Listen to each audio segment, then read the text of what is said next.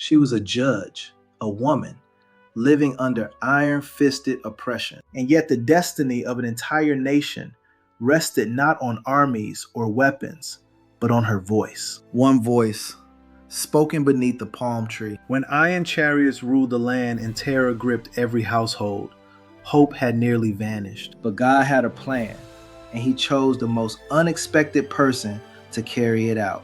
This is the story of Deborah, a mother of Israel, a woman who never lifted a sword, yet moved armies by faith alone. A story where the glory would belong to a woman. Israel was in trouble again. After the death of Ehud, the judge who had freed Israel from Moabite rule, the people slowly began to drift. The same cycle played out. Comfort bred complacency, and complacency opened the door to idolatry. They turned their backs on the God of the Exodus and chased after Canaanite gods, Baal, the storm god, Asherah, the fertility goddess, false gods that promised prosperity, but at the cost of their loyalty to the Lord. And so God allowed the consequences to come. This time, Israel fell under the control of Jabin, king of Canaan. His military commander was a man named Sisera, ruthless, calculating, and terrifyingly well armed. 900 iron chariots. In that era, iron chariots were the equivalent of tanks. Fast, devastating on open ground, nearly unstoppable. Sisera used them to terrorize Israelite villages, burn crops, and crush any resistance before it could even begin. For 20 years, Israel suffered. 20 years of oppression. 20 years as the price of turning away from God. But a remnant still prayed, and heaven was listening. In the hill country of Ephraim, between Ramah and Bethel, lived a woman unlike any other. Her name was Deborah. She was a prophetess, someone who heard directly from God, and a judge of Israel. Not a crowned ruler, but a God-appointed leader. People traveled from all over the nation to sit beneath her palm tree, seek her wisdom, and have their disputes resolved. Her judgments were just, her words carried weight, and the people trusted her completely. What made Deborah remarkable wasn't physical strength or political power. It was something rare, an unshakable trust in God, and an ability to hear his voice with clarity. In a world where public leadership was almost exclusively male, Deborah stood like a beacon. Then the word of the Lord came to Deborah with a battle plan. Deborah sending a messenger out into the distance towards the northern mountains. Pastel landscape. When he arrived, Deborah delivered God's command directly. The Lord commands you, take 10,000 men from Naphtali and Zebulun and march to Mount Tabor. I will draw Sisera and his chariots to the Kishon River and deliver them into your hands. Barak knew exactly what he was being asked to face. 10,000 infantry against 900 iron chariots on flat ground was not a battle. It was a massacre. And yet, the command was clear. He hesitated. If you go with me, I'll go. But if you won't go, I won't go either. Deborah agreed, but she issued a prophetic warning. I will go with you, but understand this, the honor of this victory will not be yours. The Lord will hand Sisera over to a woman. In the warrior culture of that world, killing the enemy commander was the ultimate prize. Fame, glory, legacy, it all hinged on that moment. To be told that honor would go to a woman was startling, but Barak trusted the plan, and they moved forward. Title card, the gathering, background of hills and mountains. Barak sent messengers through the hill country. The call went out. Farmers set down their tools, shepherds left their flocks, warriors grabbed whatever weapons they had and began the march to Mount Tabor, a steep, commanding peak rising from the Jezreel Valley, with sightlines across the entire plain below. 10,000 men gathered on that mountain, with Deborah at their side. Below, Sisera received word of the Israelite army. Confident, perhaps even amused, he mobilized everything, all 900 chariots, his full force of soldiers. They rolled out from Harosheth Hagoyim toward the Kishon River, ready to end this uprising quickly. The valley trembled under the weight of their advance. Then Deborah gave the signal, "Go! This is the day the Lord has given Sisera into your hands. He has already gone ahead of you." Barak led the charge down the mountain.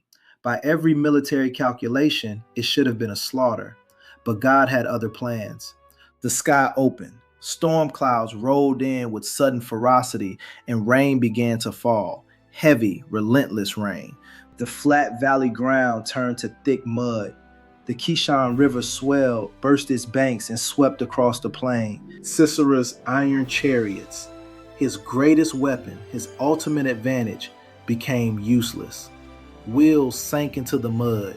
Horses thrashed and panicked. What had been an unstoppable war machine was now a tangled, helpless mess. The Israelite warriors surged forward with courage and precision. The Canaanite lines collapsed. Panic spread. The army broke and fled. God had fought for Israel that day. The battle was over before Sisera could even recover. But the story wasn't finished. Sisera saw the battle was lost. He abandoned his chariot and ran on foot toward the tent of a woman named Jael, wife of Heber the Kenite. The Kenites had an alliance with King Jabin. Sisera figured this made Jael's tent a safe refuge. Jael came out to meet him, calm and welcoming. "Come in, my lord, don't be afraid." She covered him with a blanket, gave him milk to drink. He was exhausted, running on adrenaline and fear. He asked her to stand watch at the entrance. If anyone came, tell them no one was here.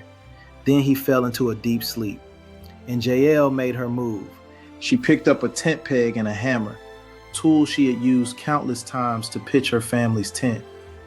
Quietly, deliberately, she approached where Sisera lay. One decisive blow. The tent peg drove through his temple into the ground. Sisera never woke up. Moments later, Barak arrived in pursuit, and Jael stepped out to meet him. "Come, the man you're looking for is inside." Barak entered. Sisera was dead. Deborah's prophecy had been fulfilled exactly as spoken. The glory of this victory went to a woman. That day, God broke the power of Jabin, king of Canaan.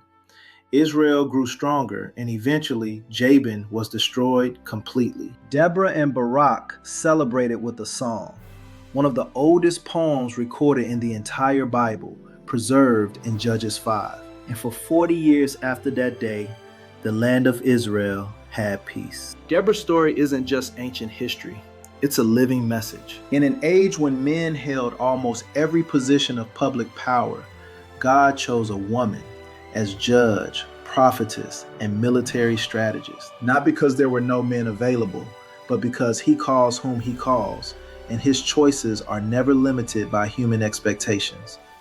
Deborah's courage came from faith. Her faith produced action. Even Barak, hesitant at first, stepped forward, and God honored that step.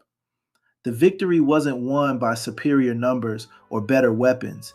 It was won by the Lord's direct intervention. And Jael, a woman with a tent peg, stepped into that moment and changed the course of history. God works through the people the world overlooks. Ordinary people, farmers turned warriors, a woman in a tent, a judge beneath a palm tree. He still works that way today. In your workplace, your home, your neighborhood. Your quiet faithfulness may be the very thing God uses to bring breakthrough to someone around you. Our iron chariots look different now. Cultural pressure, fear, spiritual battles that feel unwinnable. But the call is the same as it was for Deborah.